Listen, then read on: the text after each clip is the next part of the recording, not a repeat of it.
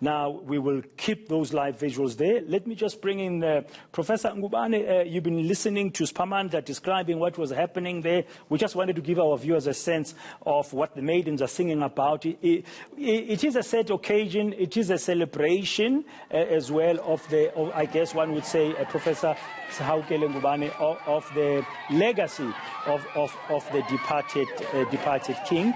But at times like this, I mean, we in the media start wondering, what would be next now? But the moment currently is the one of bidding farewell to King Goodwill Zwelithini Zulu. Nothing more.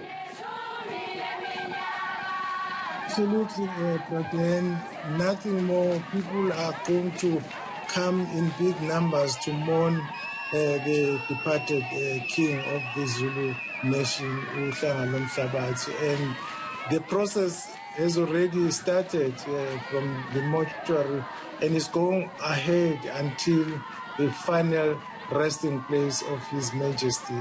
So, as I pointed out earlier, that people are deeply saddened by the departed king.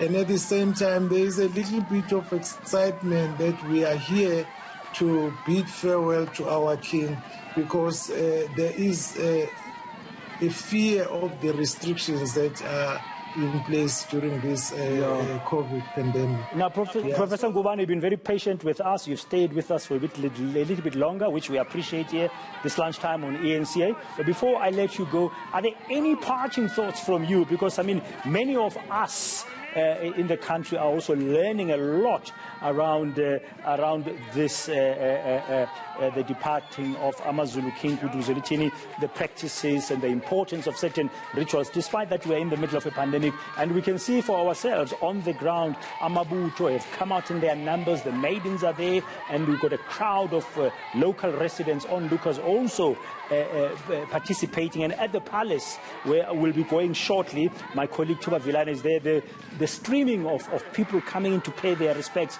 is continuing. Are there any parting thoughts that you think must have top of mind as we are going to be talking about the legacy, of course, of the departed king?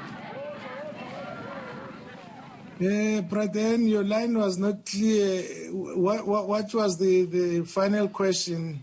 Your parting thoughts before I let you go in terms of the legacy of the departed king. Oh, okay. No, I think the legacy is that the king was a spiritual person, and his spirit will live on even when he is not in front of us, because we know that he's going to another world, and the spirit will be left to look after his people. I think that's the thought that we must keep in mind, that it is not all over about our king, but the king will remain. Thank you very much. Thank you very much. Professor Haukele Ngubane, he's a professor of African languages at the University of KwaZulu-Natal, UK.